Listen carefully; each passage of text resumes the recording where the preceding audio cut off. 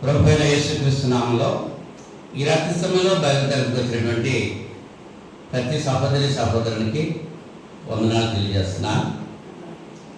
అలాగే ఆన్లైన్లో దేవునికి వాక్యం వీక్షిస్తున్నటువంటి ప్రతి సహోదరునికి చింతపల్లిలో ఉన్నటువంటి క్రీస్తు తరపుగా హృదయపూర్వకమైనటువంటి వందనాలు తెలియజేస్తున్నామండి.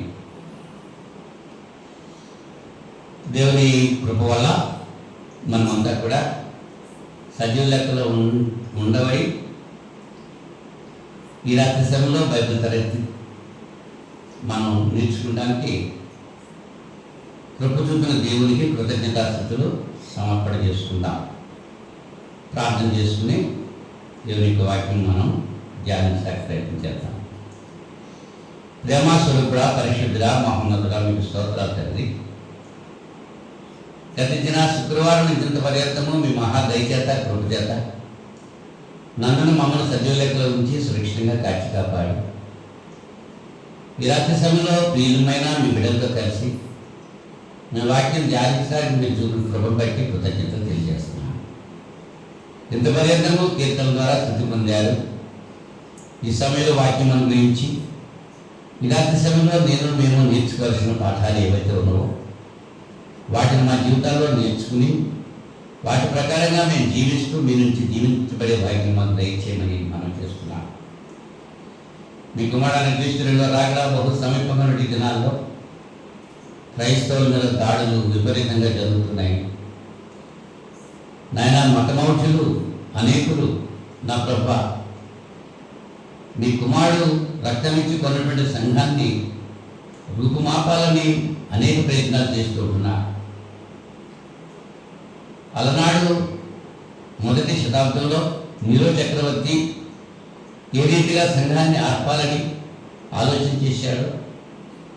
నాయన అతడే నాశనం అయ్యాడు, కానీ మీ కుమారుని క్రీస్తు సంఘము అంతకంతకు దినదినాభివృద్ధి చెందింది.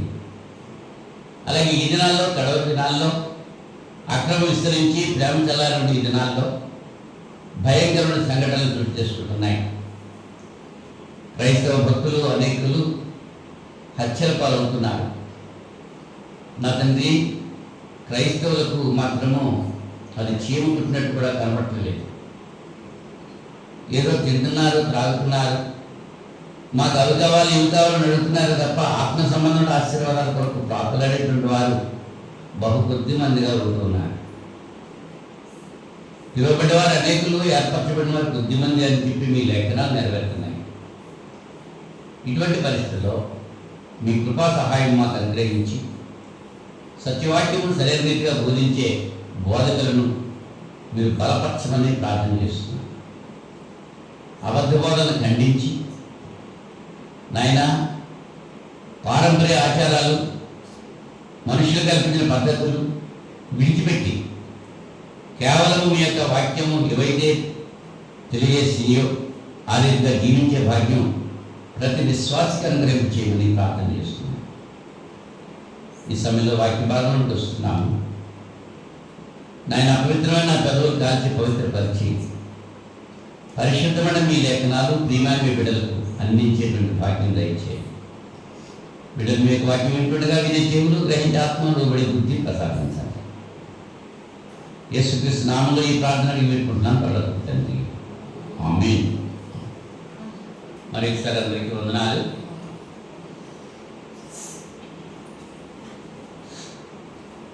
కొరింథీ మొదటి పత్రిక 8వ అధ్యాయం 5-6 వచనాలు చదువుతున్నాను. దేవతలు అనబడిన వారును ప్రభువులు అనబడిన వారును అనేకులున్నారు. ఆకాశముందైనను భూమి మీదనైనను దేవతలు అనబడినవి ఉన్నను మనకు ఒక్కడే దేవుడు ఉన్నాడు, ఆయన తండ్రి.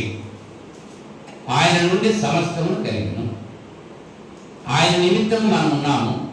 మరియు మనకు ప్రభువు ఒక్కడే, ఆయన యేసుక్రీస్తు. ఆయన ద్వారా సమస్తము కలిగిన మనము ఆయన ద్వారా కలిగిన వాడము. ఎఫెసీ పత్రిక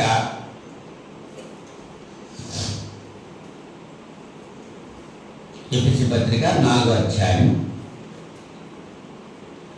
6వ వచనం కూడా చదువుకుందాం.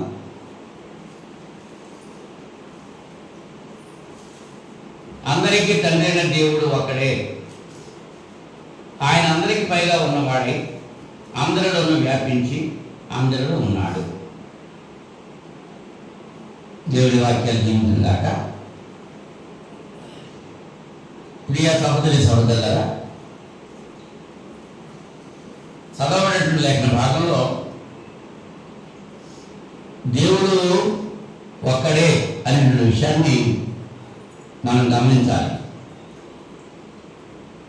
ఆయన పేరేమిటి అని ఆలోచన చేస్తే నిర్గమకాండం 3వ అధ్యాయం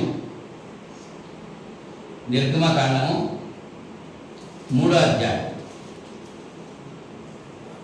వచనంలో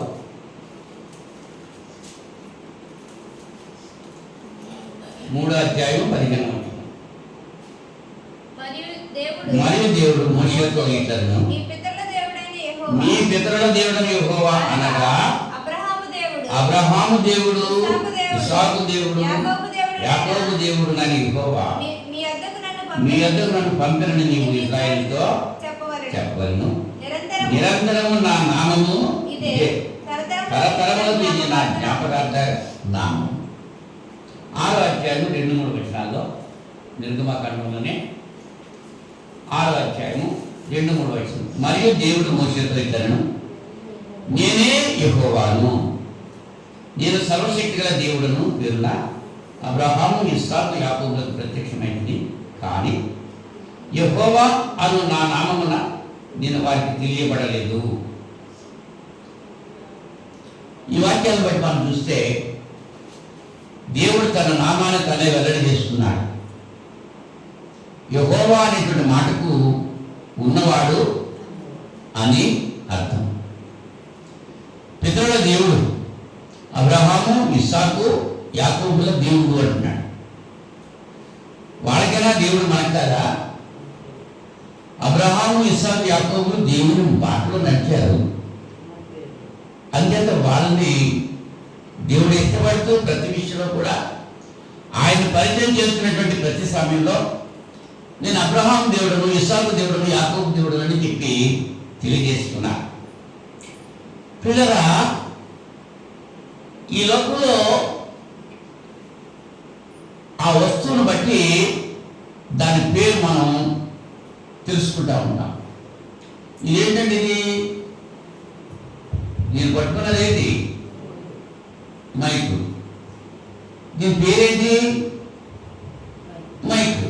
అంతే. ఇదేంటిది? దేని బట్టి చెప్తున్నది ఫ్యాన్ అని? దీని రూపాన్ని బట్టి, దీని లక్షణాన్ని బట్టి. అక్కడ వెలుగుతున్నది ఏంటిది? లైట్.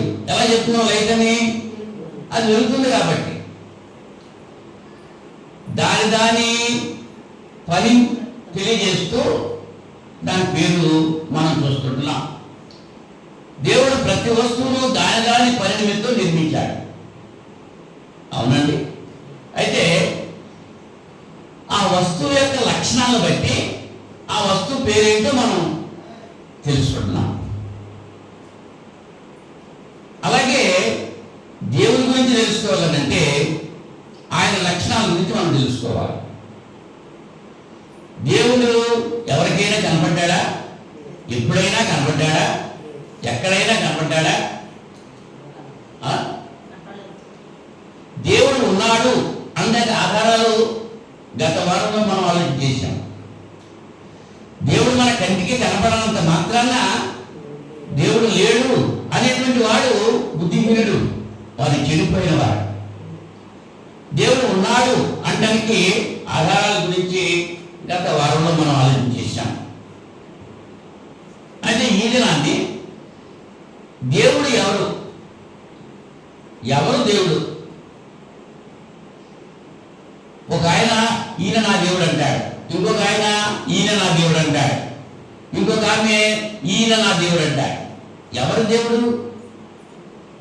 అసలు దేవుడు ఎవరు అనేటువంటి విషయాన్ని మనం ఆలోచన చేయడానికి గల ఈ రాత్రి ప్రయత్నం చేద్దాం. దేవుడా దేవుడా అని చెప్పి అందరూ అంటారు. ఆ దేవుడు ఎవరు అందరికీ తెలుసా? తెలియక అనేకులు అవిశ్వాసంతో దేవుడిని దేవుడిగా కాకుండా దేవుడు కానిటువంటి వాడిని దేవుడిగా పూజించి ఆరాధించేటువంటి దినాల్లో మనం ఉన్నాం. కనుక ఈ రాత్రి సమయంలో దేవుడు ఎవరు అనేటువంటి అంశాన్ని గురించి మనం ఆలోచించేటానికి ప్రయత్నం చేద్దాం. దేవుడు ఒక శక్తి, అలాగే దేవుడు ఒక వ్యక్తి. శక్తి కలిగిన వ్యక్తి దేవుడు, శక్తిహీనుడు కాదు దేవుడు. ఎటువంటి శక్తి కలిగిన వాడు అంటే సర్వశక్తి కలిగిన వాడు. ఆయన గుణలక్షణాల గురించి మనం ఆలోచన చేయడానికి శక్తికి సంబంధించినటువంటి లక్షణాలు, వ్యక్తికి సంబంధించిన లక్షణాలు అని రెండు విధాలుగా విభజించి దేవుని యొక్క లక్షణాలు మనం పరిశీలన చేయడానికి ప్రయత్నం చేయాలి. దేవుని గురించి వర్ణించడానికి మనం నాలుకలు సరిపోవు, మన జ్ఞానం సరిపోదు. సముద్రంలో ఉన్నటువంటి నీరు మనం తీసుకురావాలంటే మనం తీసుకెళ్ళే పాత్ర ఎటువంటిదో, ఎంత పరిమాణం ఉందో అదే మనం తీసుకురాగలం. అలాగే మన జ్ఞానం బట్టి దేవుని గురించి తెలుసుకోవాలంటే మనకి ఎంత జ్ఞానం ఉందో ఆ జ్ఞానాన్ని బట్టి తెలుసుకోగలం. యెహోవా యందు భయభక్తులు కలిగి ఉండటం జ్ఞానానికి మూలం. ఆ జ్ఞానం మనకి రావాలంటే దేవుని యందు భయం కలిగి భక్తి కలిగి ఉండాలి. దేవుడు అంటే భయము భక్తి లేని వారికి జ్ఞానం ఉండదు. జ్ఞానం కలిగినటువంటి మనకి జ్ఞానం ప్రసాదించడానికి దేవుడు ఇష్టపడుతున్నాడు. అడుగు వారికి ఇస్తాడు ఆయన. సొలొమోను మహారాజైన తొలి దినాల్లో దేవుని యొక్క ప్రత్యక్షత అతను కలిగినప్పుడు ఏం కావాలి అని దేవుడు అడిగితే సొలొమోను అడిగాడు, ఈ ప్రజలను ఇచ్చావు, నీ ప్రజలను పరిపాలించడానికి కావాల్సిన జ్ఞానం నాకు ఇమ్మని అడిగాడు. ఐశ్వర్యం అడగలేదు, పేరు ప్రతిష్టలు అడగలేదు, జ్ఞానం మాత్రమే అడిగాడు. దేవుడు అతని కోరికకు మన్నించి మెచ్చుకుని, నువ్వు అడక్కపోయినా నీకు ఐశ్వర్యం ఇస్తున్నాను, మంచి పేరు నీకు ఇస్తున్నాను, పేరు ప్రతిష్టలో ఇస్తున్నానని చెప్పి ఇచ్చాడు. ఆ జ్ఞానం మనకు కావాలి దేవుని తెలుసుకోవాలంటే. దేవుడు లేడని బుద్ధిహీనులు తమ హృదయాల్లో అనుకుంటున్నారు. వారు చెడిపోయినటువంటి వాడు, అసత్యమైన కార్యాలు చేసుకున్నటువంటి వాడు. ఇలాంటి సమయంలో దేవుని లక్షణాలు శక్తికి సంబంధించినటువంటివి, వ్యక్తికి సంబంధించినటువంటివి, వాటిలో కొన్ని మాత్రము ఆలోచన చేయడానికి ప్రయత్నం చేద్దాం. మొదటిగా ఆదికాండం 17వ అధ్యాయం మొదటి వచనంలో, ఆదికాండము 17వ అధ్యాయం మొదటి వచనం. అబ్రహాము 99 ఏళ్ల వాడైనప్పుడు యెహోవా అతనికి ప్రత్యక్షమై నేను సర్వశక్తిగల దేవుడను, నా సన్నిధిలో నడుచుచు నిందారహితుడవై ఉండుము. నాకును నీకును మధ్య నా నిబంధనను నియమించి నిన్ను అత్యధికంగా అభివృద్ధి పొందించదను అని అతనితో చెప్పాను. దేవుడు తనంతట తాను అబ్రాహాముతో చెప్తున్నాడు. ఏ సందర్భంలో? అబ్రాహాము వయసు ఎంతప్పుడు? 99 సంవత్సరాలు. నా సన్నిధిలో నువ్వు నిందారహితుడిగా నడువు, నాకు నీకు మధ్య ఒక నిబంధన నియమించిన, నిన్ను నేను అభివృద్ధి చెందించదను, నేను సర్వశక్తి గల దేవుడను. ఆయన అంతటా ఆయనే చెప్తున్నాడు. సర్వశక్తి అంటే దానికి అర్థమేంటి? ఈ ప్రపంచంలో ఏ శక్తి అయినా సరే, నా కొరింథీ పత్రికలో మనం చదువుకున్నాం, దేవతలు అనబడిన వారు ఉన్నను వాటికంటే శక్తి కలిగిన వాడు మన దేవుడు. సర్వశక్తి సంపన్నుడు, సర్వశక్తిమంతుడు. ఏ శక్తి ఆయన మించి వెళ్ళదు. ఈ ప్రపంచంలో ఎటువంటి శక్తి ఉన్నప్పటికీ కూడా ఆ శక్తులన్నిటికంటే అధికమైన శక్తి కలిగిన వాడు తండ్రి అయిన దేవుడు. 18వ అధ్యాయము ఆదికాండంలో 14వ వచనంలో మనం చూస్తే, శారా గర్భవతి అవుతుందని చెప్పిన సందర్భంలో ఈ 18వ అధ్యాయం మొదటి నుంచి మనం ఆలోచన చేస్తే, సింధూర వనంలో అబ్రహాము ఎండవేళ కూర్చున్నప్పుడు ముగ్గురు అతిథులు అక్కడికి వెళ్ళారు. ఆతిథ్యమిచ్చారు. అబ్రహాము శారా ఇద్దరు కలిపి ఆతిథ్యమిస్తే, శారా ఎక్కడుందని అడిగారు. లోపల ఉందంటే, మీరింటికి ఏ కాలానికి ఆమె ఒడిలో పుత్రుడు ఉంటాడు అని చెప్పి, మగబిడ్డ ఉంటాడని వాగ్దానం చేశారు. అప్పటికి వయసు ఎంత? అబ్రాహాంది 100 సంవత్సరాలు అయిపోయింది. శారా గర్భం ఉడికిపోయినటువంటి పరిస్థితిలో ఉంది, వృద్ధురాలి. శారా నవ్వుకుంది. ఏమని? నా యజమాని ముసలాడు అయిపోయాడు, నేను ముసలాడు అయిపోయాను, నాకు బిడ్డలు కలగటం ఏంటిది అని నవ్వుకుంది. అజ్ఞాన కాలం కాబట్టి దేవుడు చూచి చూడగా విడిచిపెట్టేశాడు. దేవుడు మాట ఇచ్చి నెరవేర్చేటువంటి వాడు. దేవునికి శక్తిని సంశయించింది శారమ్మ, కానీ ఆమెకు శాపం రాలేదు. దేవుడు అప్పుడు చెప్తున్నాడు, దేవుడికి అసాధ్యమైనది ఏదైనా ఉందా? దేవుడు సర్వశక్తి సంపన్నుడు. ఆయన మాట మాత్రం సెలవిస్తే సమస్తము నిర్మించబడ్డాయి, సృష్టించబడ్డాయి. సర్వశక్తిమంతుడు. కన్యక గర్భవతి కుమారుని అనడానికి దేవునికి శక్తి ఆమెను ఆవరించింది.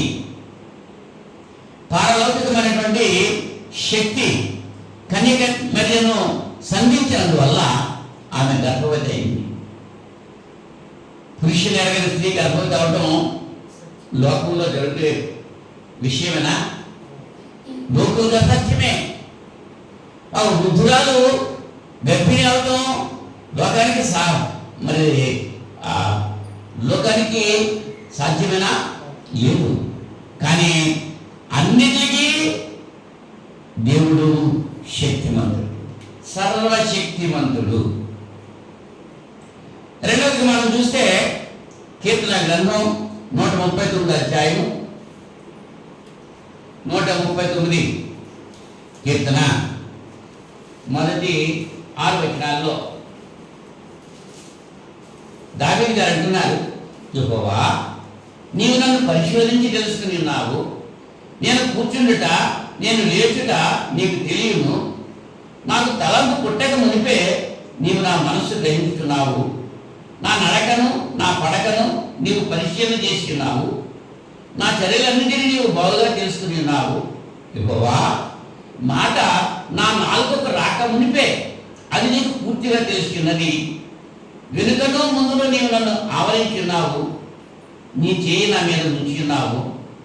ఇట్టి తెలివి నాకు మించినది, అది అగోచరము, అది నాకు అందదు. నీ ఆత్మ యొద్ద నుండి నేను ఎక్కడికి పోవదును? నీ సన్నిధి నుండి నేను ఎక్కడికి పారిపోవదును అని అడుగుతున్నాడు. అంటే దేవుడు సర్వజ్ఞుడు, అన్నీ తెలుసు ఆయనకి. ఆయనకి తెలియదంటూ ఏమీ లేదు. మనం మాట్లాడే మాట, మన నాలుగు ఆలోచన రాకముందే మన హృదయంలో ఉన్న తలంపు ఏంటో అది ఆయనకి తెలుసు. ఏదైనా తోటలో ఆదాము అవ్వలు దేవుని మాట దగ్గరించి సాతాను యొక్క మాటకు విధేయులై ఆ దేవుడు తినవద్దన్నటువంటి పండు తిన్న తర్వాత జీవవృక్ష ఫలం కూడా వీడు తీసుకుని తినేస్తాడు అని తెలిసి ఆ ఏదేను తోట నుంచి వాడిని తోలివేసిన సందర్భం మనం జ్ఞాపకం చేసుకోవాలి. అంటే దేవుని సర్వజ్ఞుడు, ఆయనకి తెలియనందు ఏమీ లేదు. రాజుల మొదటి గ్రంథం 8వ అధ్యాయము, రాజుల మొదటి గ్రంథం 8వ అధ్యాయం 39వ వచనంలో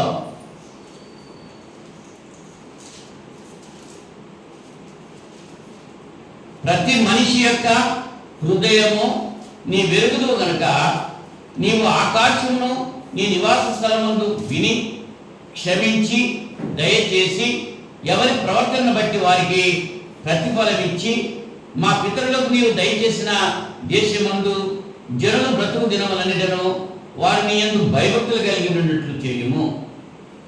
నరపుత్రులందరి హృదయములను నీవు మాత్రమే తెలుసుకుని ఉన్నావు అని సొలొమోను గారు ప్రార్థన చేస్తున్నటువంటి సందర్భం.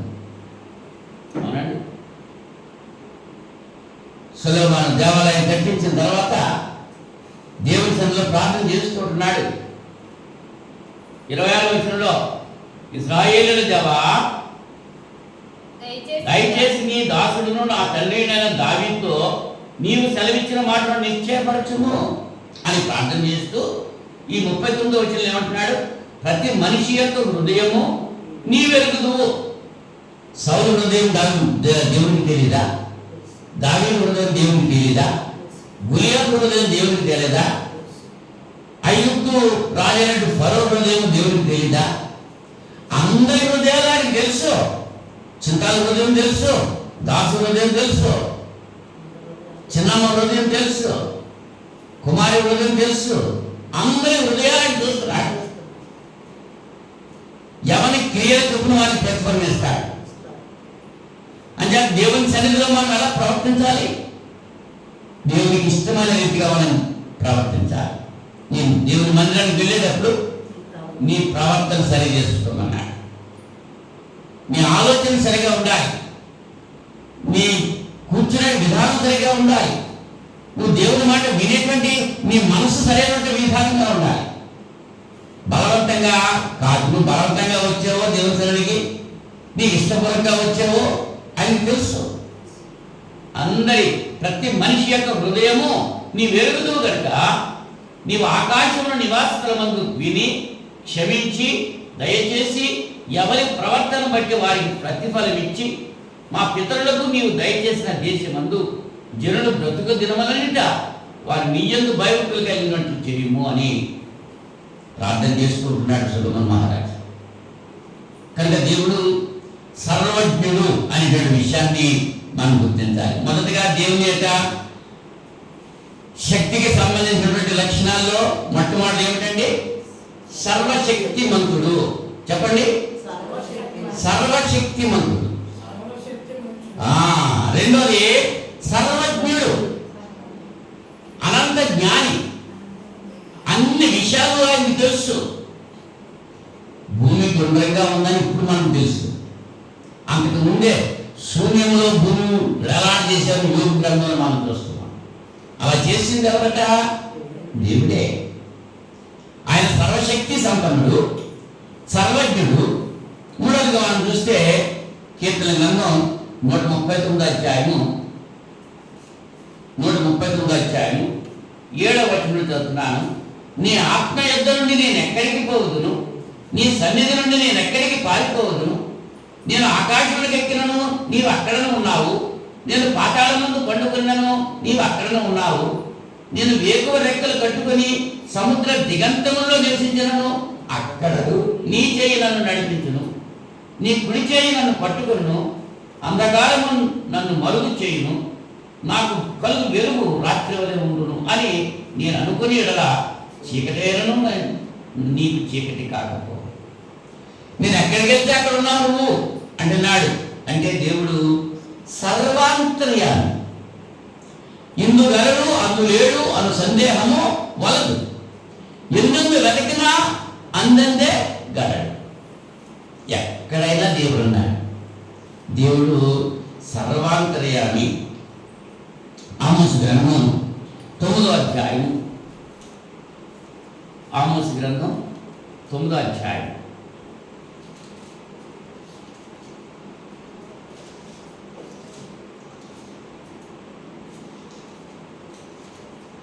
ఆమోసు గ్రంథం 9వ అధ్యాయం 2వ వచనం నుంచి మనం చూస్తే,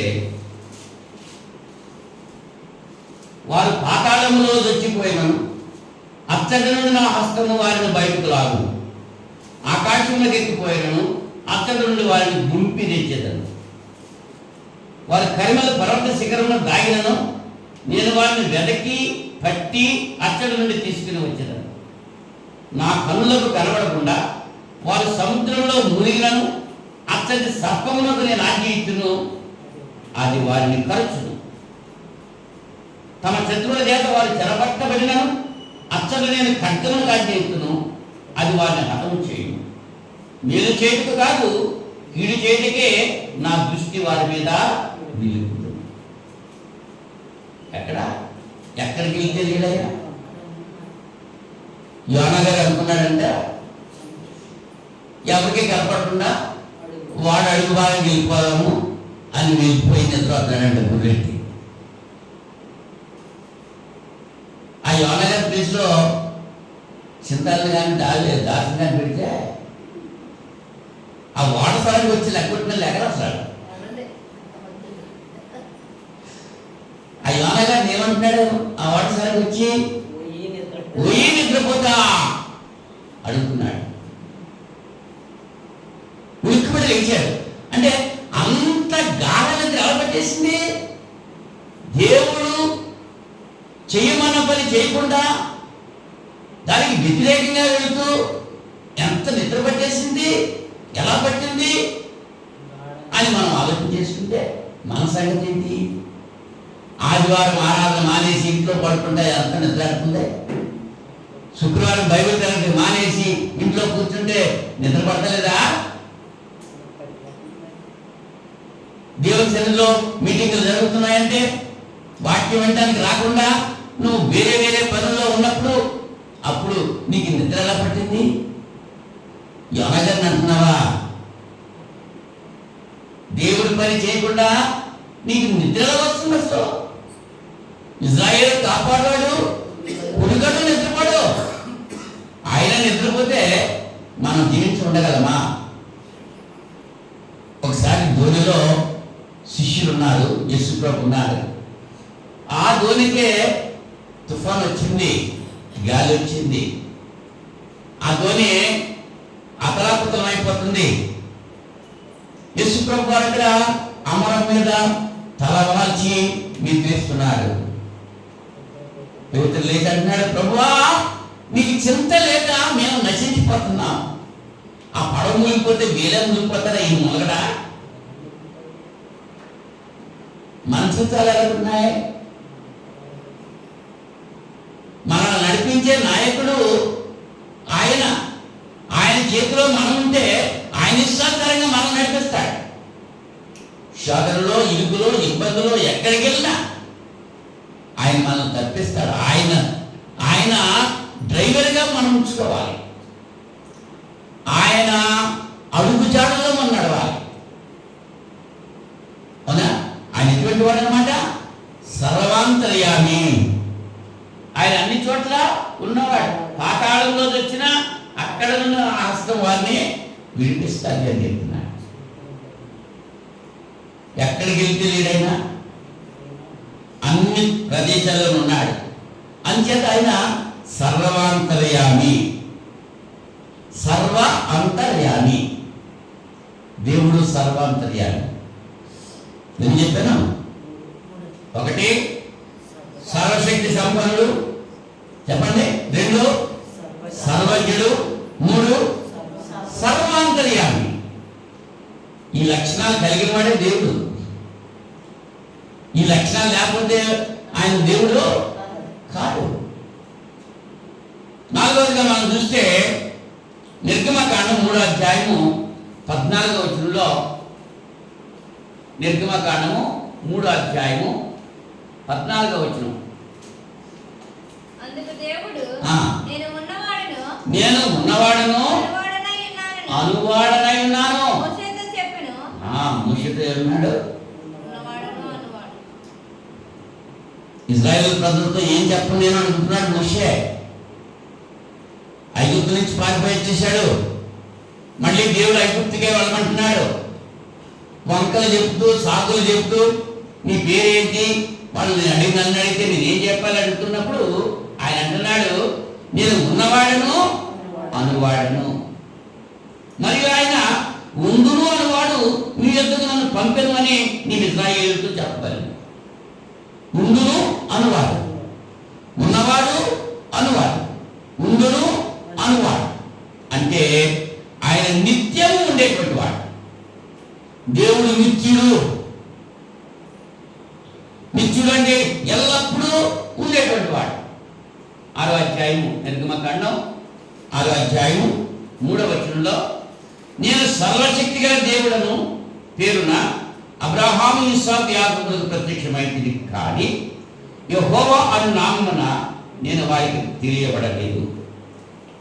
మరియు వారు పరవాసం చేసిన దేశము కనాను దేశము వారికి ఇచ్చినకు నా నిబంధనను వారితో స్థిరపరిచితిని. ఎవరితో స్థిరపరిచాడు? అబ్రహాము, ఇస్సాకు, యాకోబులతో.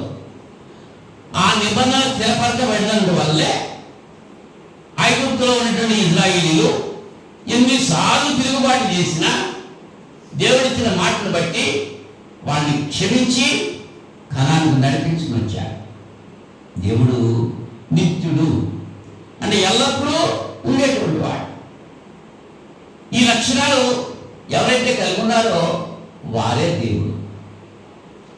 ఇవాళ దేవుడు అని పూజించి ఆరాధించేటువంటి వారికి ఈ లక్షణాలు ఉన్నవా లేవా గ్రహించుకోవాలి. శక్తికి సంబంధించినటువంటి లక్షణాలు 4 చెప్పాను. ఏంటయ్యి? 1 చెప్పాలి మీకు, చేయాలి, సర్వశక్తి సంపన్నుడు. 2ది సర్వజ్ఞుడు. 3ది సర్వాంతర్యామి. 4ది నిత్యుడు. ఎన్ని చెప్పాను? 4 చెప్పాను. 4 గుర్తుంచుకుంటారా? 4 కదా. దేవుడు సర్వశక్తిమంతుడు, దేవుడు సర్వజ్ఞుడు, దేవుడు సర్వాంతర్యామి, దేవుడు నిత్యుడు. ఇవి శక్తికి సంబంధించిన లక్షణాలు. ఇంకా ఉన్నాయి చాలా. మీరు ఆకలింపు చేసుకోలేదు ఎక్కువగా చెప్పాను, అందుకని తక్కువగా చెప్పాను. 4 మాత్రమే చెప్పాను. మనకు వ్యక్తిత్వానికి సంబంధించిన లక్షణాలు మరికొన్ని చెప్తాను. అది కూడా 4 చెప్తాను, ఇంకెక్కువ చెప్పను. వ్యక్తిత్వం, వ్యక్తి అంటే ఒక ఆకారం ఉండాలి. మరి ఆకారం ఉందా దేవుడికి? దేవుడికి ఏ ఆకారం ఉంది? 1వ అధ్యాయం 1వ వచనంలో ఆదికాండం ఏం చూస్తున్నాం? 1వ అధ్యాయం 1వ వచనంలో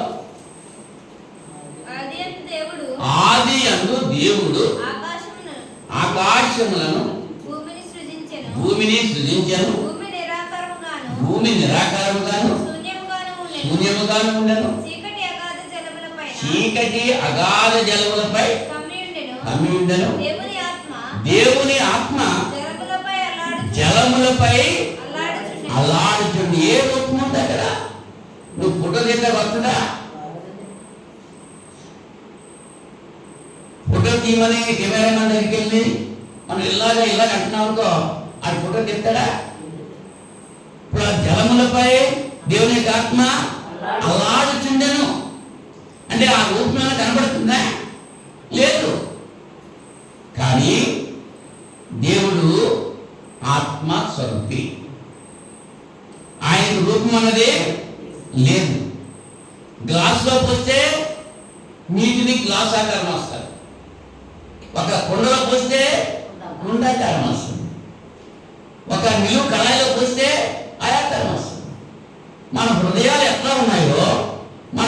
గ్రహించేటువంటి తీరేటువంటిదో దాన్ని బట్టి దేవుడు మనకు అర్థం అవుతాడు.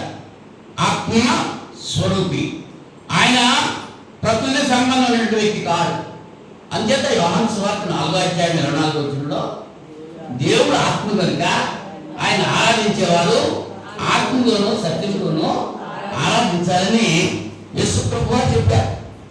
సమరస్థితితో చెప్పినటువంటి మాట.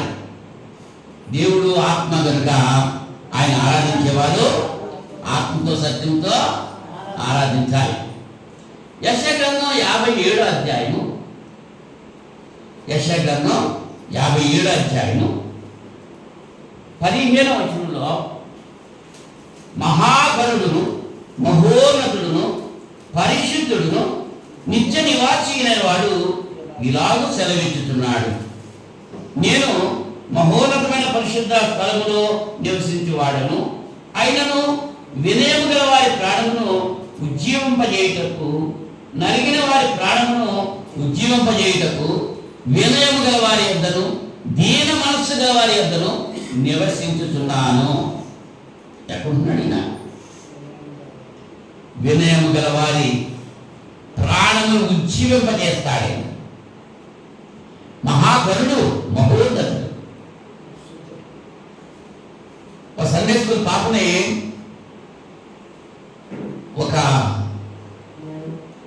ఓ మాస్టర్, ఒక ఆయన దేవుని ఎరగిన వాడు,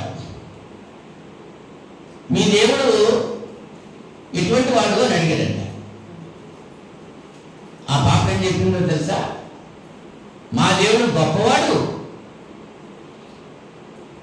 ఆకాశము మహాకాశము పట్టజాలం నుండి ఆశ్చర్యకరుడు నా దేవుడు. మరి నా దేవుడు అంత చిన్నవాడు కూడా అంటే వ్యక్తి ప్రశ్న, మీ దేవుడు పెద్దవాడా చిన్నవాడా అని అడిగాడంట. సిద్ధాంతం నువ్వేం చెప్తావు? మీ దేవుడు పెద్దవాడా చిన్నవాడు అంటే ఏం చెప్తావు నువ్వు? చిన్నవాడు అంటాడంట. ఈ పాప చెప్పింది నా దేవుడు పెద్దవాడు, నా దేవుడు చిన్నవాడు. అదేంటమ్మా, అయితే పెద్దవాడే ఉండాలి లేదా చిన్నవాడే ఉండాలి? పెద్దవాడు చిన్నవాడు అవుతున్నాయని అడిగితే ఆకాశం మహాకాశం జలం పట్టనటువంటి ఆశ్చర్యకరుడు ఆయన. నా చిన్న హృదయంలో ఆయన ఉన్నాడు. వినయము కలిగిన వారి ప్రాణాన్ని ఉజ్జీవింపజేస్తాడు ఆయన. వినయము గల వారి యొద్ద దీన మనసు గల వారి యొద్ద ఆయన నివాసం చేస్తూ ఉంటాడు. ఎక్కడున్నాడు? చిన్నాడా పెద్దగా? ఇప్పుడు చిన్నాడు. అంచేత ఆకాశం మహాకాశము పట్టజాలనేటువంటి ఆశ్చర్యకరుడైన ఆత్మస్వరూపి. ఆయన రూపం, ఆయన వ్యక్తిత్వానికి సంబంధించి ఆయన ఎటువంటి వాడండి? ఆత్మస్వరూపి. అంటే మనం కీర్తన కూడా పాడుకుంటాం, ఆత్మస్వరూపియో దేవుని, ఆత్మస్వరూపియకు మన దేవుని ఆరాధించేటప్పుడు పాడుకుంటాం. కానీ దేవుడు ఆత్మ. రెండవదిగా మనం చూస్తే ఆయన ఎటువంటి వాడు, ఆయన లక్షణం ఏమిటి అని ఆలోచన చేస్తే లేవీకాండం 19వ అధ్యాయం 2వ వచనంలో మీరు పరిశుద్ధులై ఉన్నవారును మీ దేవుడైన యెహోవాను నేను పరిశుద్ధుడనై ఉన్నాను. మీలో ప్రతివాడు తన తల్లికి తన తండ్రికి భయపడవలను, నేను నియమించిన విశ్రాంతి దినములను ఆచరింపవలను, నేను మీ దేవుడైన యెహోవాను. మీరు వ్యర్థమైన దేవతలతో తిరగకూడదు, మీరు పోత విగ్రహములను చేసుకొనకూడదు, నేను మీ దేవుడైన యెహోవా. దేవుడు ఎటువంటి వాడు? పరిశుద్ధుడు. దేవుడు ఆత్మస్వరూపి, దేవుడు పరిశుద్ధుడు. నేను పరిశుద్ధుడు కాబట్టి మీరు కూడా పరిశుద్ధులుగా ఉండాలి అని ఆదేశిస్తున్నాడు. లేవీకాండం 11వ అధ్యాయము 44వ వచనంలో కూడా 11వ అధ్యాయము 44వ వచనంలో నేను మీ దేవుడని యెహోవా, నేను పరిశుద్ధుడను కనుక మీరు పరిశుద్ధులైనట్లు మిమ్మును మీరు పరిశుద్ధపరచుకునవలెను.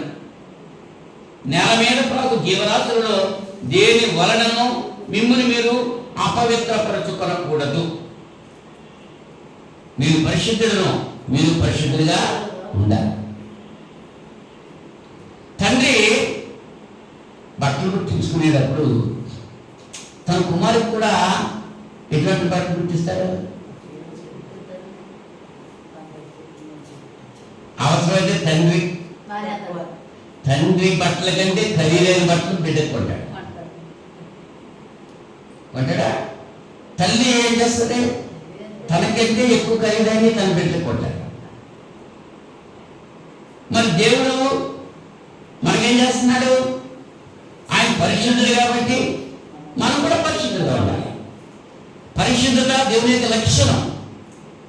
యేసు ప్రభువు అన్నారు, నాలో పాపం ఉన్నదని మీలో ఎవరు నిరూపణ చేయగలడో ఛాలెంజ్ చేశాడండి. కోట్లాది దేవదూతలు యెహోవా పరిశుద్ధుడు పరిశుద్ధుడు పరిశుద్ధుడని గాన ప్రతిగణన చేస్తూ ఉంటారు. మహా ఆకాశములో కోట్లాది దేవదూతలు. దేవుడు పరిశుద్ధుడు పరిశుద్ధుడు పరిశుద్ధుడు అంతే. ఆయనలో ఏమాత్రమైన అపరిశుద్ధత ఉందా? యేసు ప్రభువు పిలాతు దగ్గర న్యాయపీఠం ఎదురు నిలబడ్డప్పుడు పిలాతు అడుగుతున్నాడు, నువ్వు రాజువా అంటే, అవును నేను అన్నట్టే, నువ్వు అన్నట్టే రాజునంటే, నా రాజ్యం ఇలాంటి సంబంధమైంది కాదు. చెప్పాడా లేదా? నేను పరిశుద్ధులను, మేము కూడా పరిశుద్ధులుగా ఉండాలి. మనం పరిశుద్ధులుగా ఉండి మన పిల్లలు అపరిశుద్ధులుగా ఉంటే, మురికి బట్టలు వేసుకుంటూ ఉంటే, మురికిగా మురుకులో దొరుకుతూ ఉంటే మనకి ఇష్టం అవుతుందా? చాలాసార్లు చెప్పాను, ఆయన పరిశుద్ధులు కాబట్టి మనం కూడా పరిశుద్ధులుగా ఉండాలి. దేవుని యొక్క వ్యక్తిత్వానికి సంబంధించిన లక్షణాల్లో ఒక్కటి ఆయన ఆత్మస్వరూపి, రెండోది ఆయన పరిశుద్ధుడు, మూడవదిగా మనం చూస్తే యోహాను మొదటి పత్రిక 4వ అధ్యాయం 8వ వచనం. యోహాను మొదటి పత్రిక 4వ అధ్యాయం 8వ వచనం. యోహాను మొదటి పత్రిక 4వ అధ్యాయం 8వ వచనం.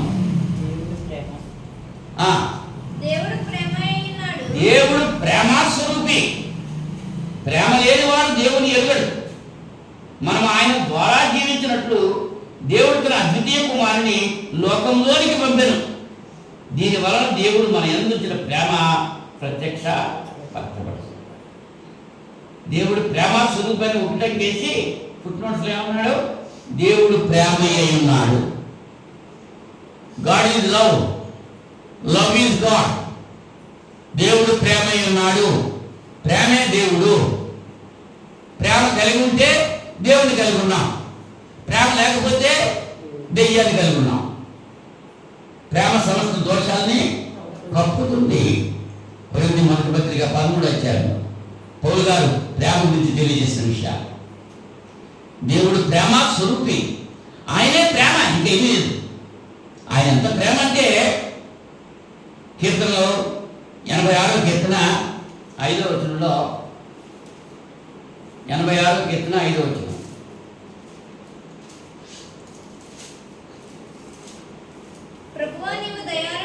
ప్రభువా నీవు దయాళుడవు, క్షమించుటకు సిద్ధమైన మనసు గలవాడు, నీకు మొర్రపెట్టువారు అందరి ఎడల కృపాతిశయము గలవాడు. అవునా? అందరి ఎడల కొందరి ఎడల అంటే ఆయన మొర్ర పెడితే ఆయన ఏం చేస్తాడు? క్షమిస్తాడు, కృప చూపుతాడు. తప్పు చేసిన వాడు ఒప్పుకోవాలి. అక్కడ ఒప్పుకుంటే క్షమిస్తాడు ఆయన, కప్పుకుంటే క్షమించడు. నేనంత పాపంలో ఉన్నా దేవుడికి వచ్చి నేను పాపిని, నన్ను క్షమించు అని అంటే ఆయన కృపతో క్షమించే దేవుడు ఆయన. ఎందుచేతంటే ఆయన ప్రేమ కలిగిన వాడు. ప్రేమ సమస్త దోషాలని కప్పుతుంది. ప్రేమ మనసులో ఉంచుకోదు.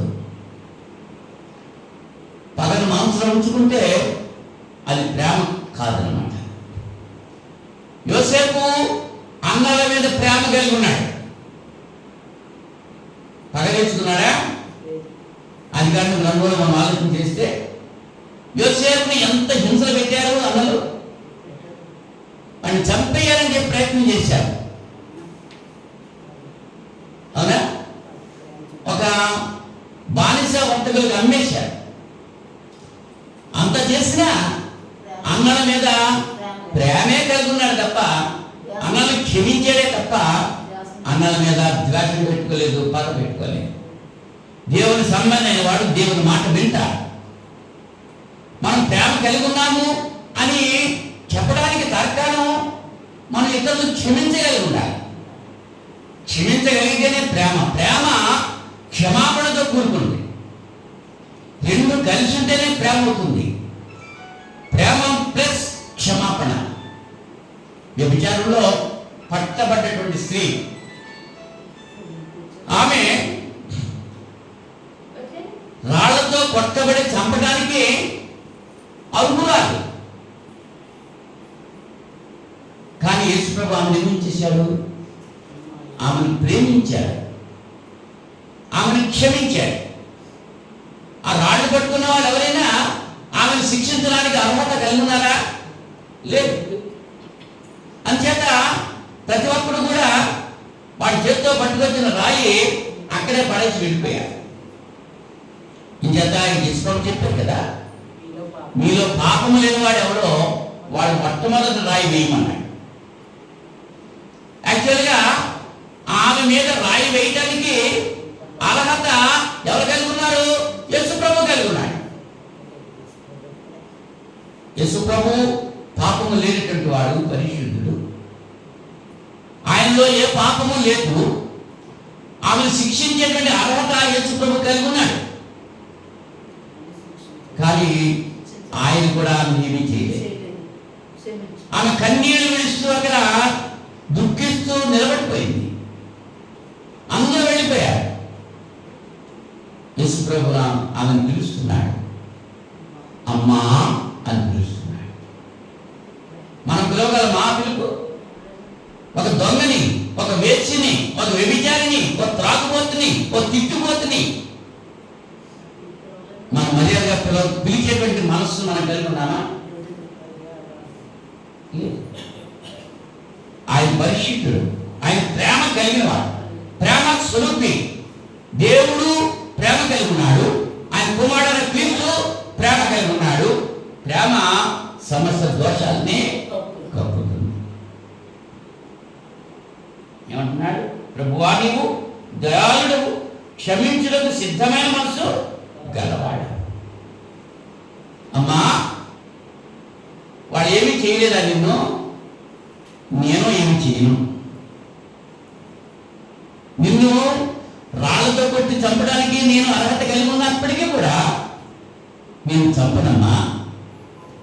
నువ్వు పాపము చేయకుము. అది ఆయన చెప్పినాడు. ఇకను క్రీస్తు దగ్గరికి రాకముందు పాపం చేశావు, క్రీస్తులోకి వచ్చిన తర్వాత పాపం చేయొద్దుగా. క్రీస్తులో రాకముందు చేసినటువంటి పాపాలకి క్షమాపణ ఉంటుంది. క్రీస్తులోకి వచ్చిన తర్వాత చేసిన పాపాలకి క్షమాపణతో దానికి శిక్ష ఉంటాయి. అంచేత దావీదు పాపం చేసినప్పుడు దేవుడు క్షమించి విడిచిపెట్టలేదు. దావీదు పాపం చేసినప్పుడు శిక్ష విధించాడు. విధించాడా లేదా? మోషే పాపం చేసినప్పుడు ఏం పాపం చేశాడు మోషే? దేవుడు ఆ బండతో మాట్లాడు అని అంటే ఆ బండను కొట్టాడు. నీరు రావడం జరిగింది, కానీ దేవుడి నామాన్ని అవమానపరిచాడు. మోషే ఆహారంలో కోపం వచ్చిందా లేదా? మోషేకి విధించిన శిక్ష ఏమిట? కనానులో ప్రవేశం లేదు. అంతా భయపడి, అంతా ఇబ్బంది పడి, అన్ని శ్రమలు ఓర్చి, అందరి చేత మాటలు పడి, ఎంతమంది ఎన్ని మాటలు అన్నారు మోషేని? ఓ పక్కనే ఆయన పెట్టే తిండి తింటూనే ఉన్నారు, ఆయన చేసే అద్భుతాలు చూస్తూనే ఉన్నారు. కానీ ఏం చేస్తున్నారు? మూషని తిట్టారు. యేసుప్రభుని తెచ్చుకుందా? ఆయన పెట్టిన రొట్టెలన్నీ తిన్నారు, ఆయన చేసిన అద్భుతాలన్నీ చూశారు, ఆయన చేసిన స్వస్థతలు అనుభవించారు. అయినా మాకు బరబ్బే కావాలి, యేసుప్రభుని సిలువ కేకలేశారు. మన జీవితాలు ఎట్లా ఉన్నాయి? సత్యం చెప్తే అర్థం చేసుకుంటున్నావా? సత్యానికి విలువబడి జీవిస్తున్నావా? దేవుని మాటకి విధేయత చూపుతున్నావా? దేవుని సంఘానికి నువ్వు ప్రాముఖ్యతనిస్తున్నావా? ఆలోచన చేసుకో. ఈ రాత్రి సమయంలో దేవుడు ప్రేమ ప్రేమ కలిగిన వాడు కాబట్టి మనం ఎన్ని తప్పులు చేస్తున్నా వెంటనే శిక్ష ఇవ్వట్లేదు. ధర్మశాస్త్ర యుగంలో తప్పు చేసినప్పుడు వెంటనే శిక్ష వచ్చింది. ఒక వ్యక్తి విశ్రాంతి దినాన్ని పొలలేకుంటున్నాడంట, కట్టెలు లేకుంటున్నాడు. అరణ్యంలోకి వెళ్ళి వాడిని తీసుకొచ్చి రాళ్లతో కూడా చంపారు. ఇవాళ ఆడవాళ్ళు మానేస్తే ఎవరు చంపేస్తున్నారా?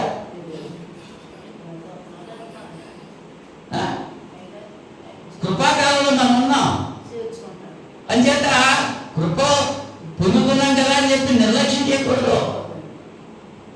ఆ కృపకు పాత్రలుగా మనం ఉండాలి. తండ్రి తన కుమారుని అభివృద్ధి కొరకు వాడిని శిక్షిస్తాడు, వాడు బాగుపడాలని శిక్షిస్తాడు. తండ్రి శిక్షించని కుమారుడు ఎవడు అని అడుగుతాడు హెబ్రీ గ్రంథకర్త. కుమారుడిగా మనం ఆయన శిక్షను తృణీకరించకూడదు. కొన్ని శిక్షలు వస్తూ ఉంటాయి, వాటిని మనం తృణీకరించకూడదు. కొన్ని శ్రమలు వస్తూ ఉంటాయి, ఎందుకు వచ్చిన ఈ శ్రమను ఆలోచన చేసుకోవాలి. దేవుని మాటకు నేను వ్యతిరేకించాను కదా, అందుచేత ఈ శ్రమ వచ్చింది, ఇక్కడి నుంచి అలా ఉండకూడదు అనేటువంటి పరివర్తన మన మనసులో రావాలి. వస్తే దేవుడు క్షమిస్తాడు. దేవుడు ఎంత ప్రేమ స్వరూపు, అంత ఉగ్రుడు కూడా. దేవుడు ఆయన కోపం వస్తే ఆమోసు గ్రంథం 3వ అధ్యాయం, ఆమోసు గ్రంథం 3వ అధ్యాయం 2వ వచనంలో, 3వ అధ్యాయం 2వ వచనం,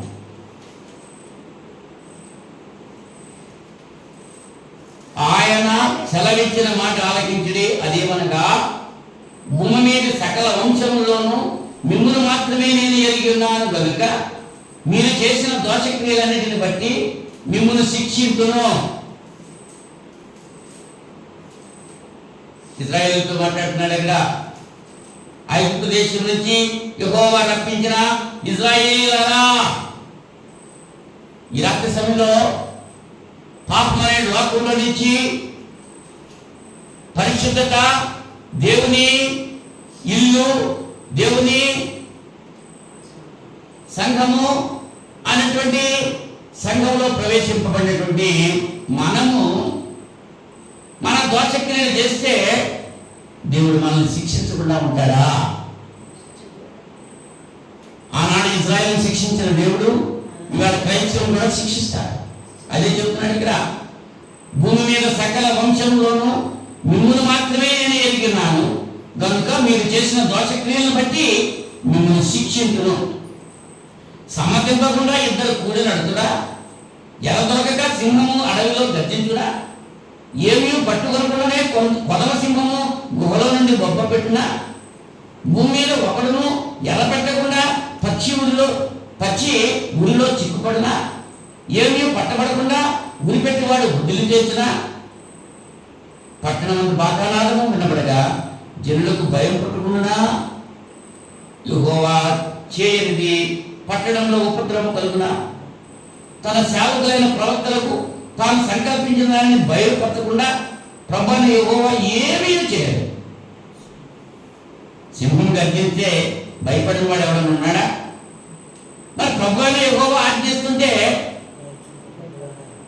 ప్రవచింపకుండా వాడెవడు?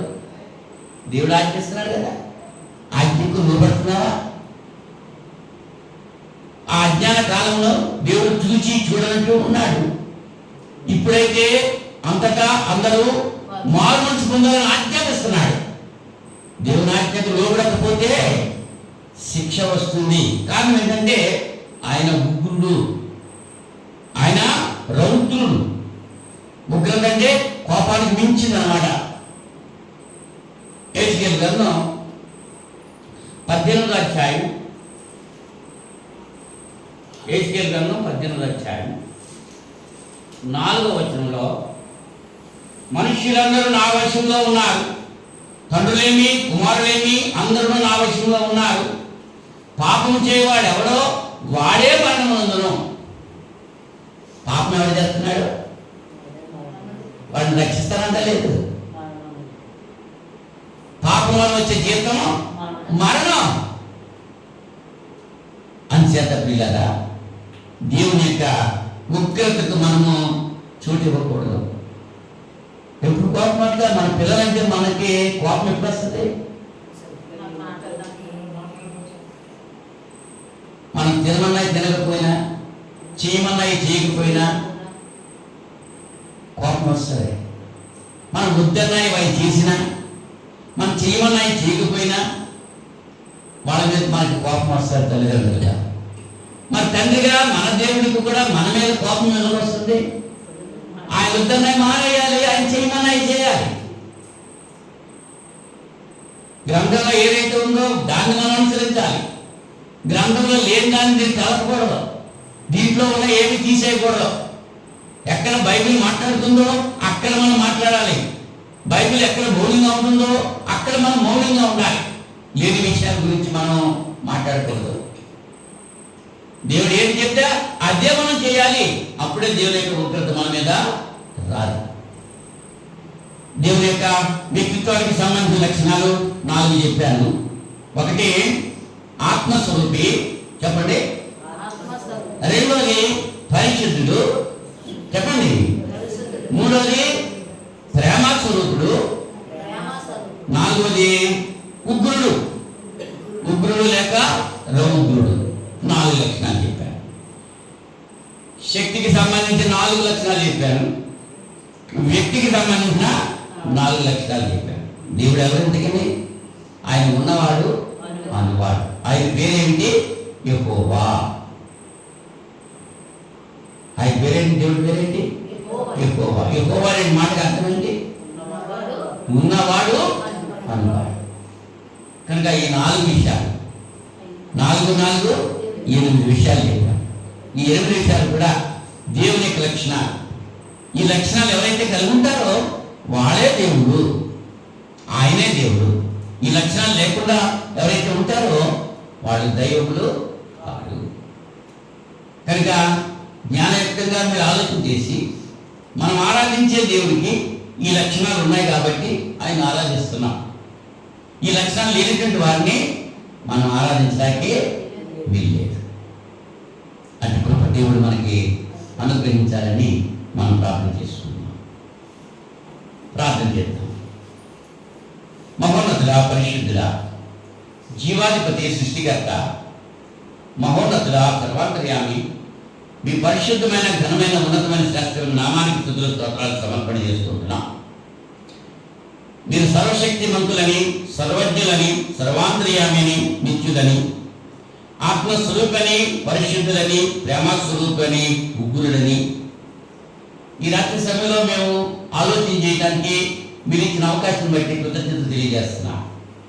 విన్న ప్రతి బిడ్డను దీవించండి, మీ కృపలో భద్రపరచండి. ఈ లక్షణాలు కలిగి మీరు ఉన్నారు కనుక మిమ్మల్ని ఆరాధించడానికి మీరు మాకు ఇచ్చిన సమయం బట్టి కూడా కృతజ్ఞత తెలియజేస్తున్నాం. మిమ్మల్ని విడిచి వేరొకరిని చేరితే శిక్ష వస్తుంది అనేటువంటి విషయాన్ని మేము గుర్తించడానికి చూపారు. విత్తబడిన వాక్యం మీద హృదయాల్లో బదిలిపరచుకొని ఆ రీతిగా జీవిస్తూ మీ నుంచి జీవించబడే భాగ్యం ప్రతి బిడ్డకు మీరు అనుగ్రహించండి. నాయన, ఈ కొద్ది ప్రార్థన మీరు ఆలకించి మీ నామానికి మహిమ తెచ్చుకోండి. మీ చిత్తమైతే మరి యొక్క శుక్రవారం మేమంతా కలిసి నాయన బైబిల్ తరగతిలో మీ యొక్క జ్ఞానాన్ని మీరు నేర్చుకోవడానికి మీరు కృప చూపండి. యేసుక్రీస్తు నామంలో ఈ ప్రార్థన అడిగి వేడుకుంటున్నాను. పరలోకపు తండ్రి, ఆమేన్. అందరికీ వందనాలు.